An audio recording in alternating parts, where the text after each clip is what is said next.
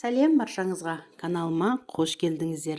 Бүгін сіздермен чеснок жағып дайындалған нан дайындаймыз. Ең алдымен ас көктерін тураймыз. Кез келген ас көктің түрін алуға болады. Мендегі ақ желкен, яғни петрушка немесе укропты қолдансаңыздар болады. Міне осылай майдалап турап аламыз.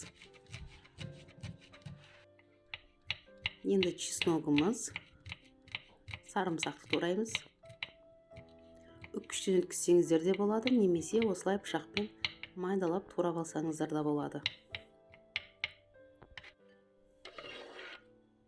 Біріктіреміз бірге.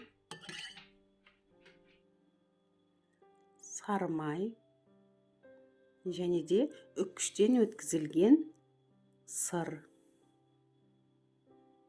Міне үккіштің осылай майда көзінен өткізіп аламыз.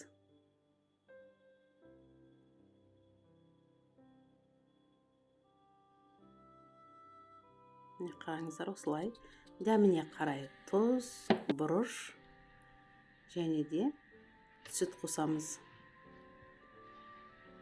Енді араластырамыз барлығын. Қараңыздар, осылай араласты.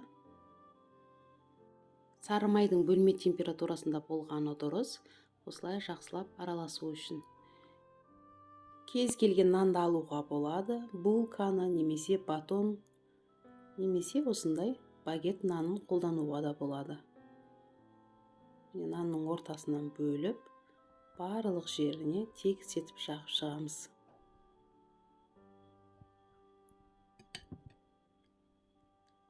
Осылай вилкамен үстінен басып жағып шығамыз. Енді осы нандарымызды 180 градуста 15-20 минут пісіріп аламыз. Не қараңыздар, пісіп шықты, сыры үстіне еріп, жұмсақ. Дәмі енді өте керемет. Жасап көріңіздер. Ұнайды деген ойдамын. Сіздермен болған Эльмира. Келесі видеоларда кездескенше. Астарыңыз дәмді болсын.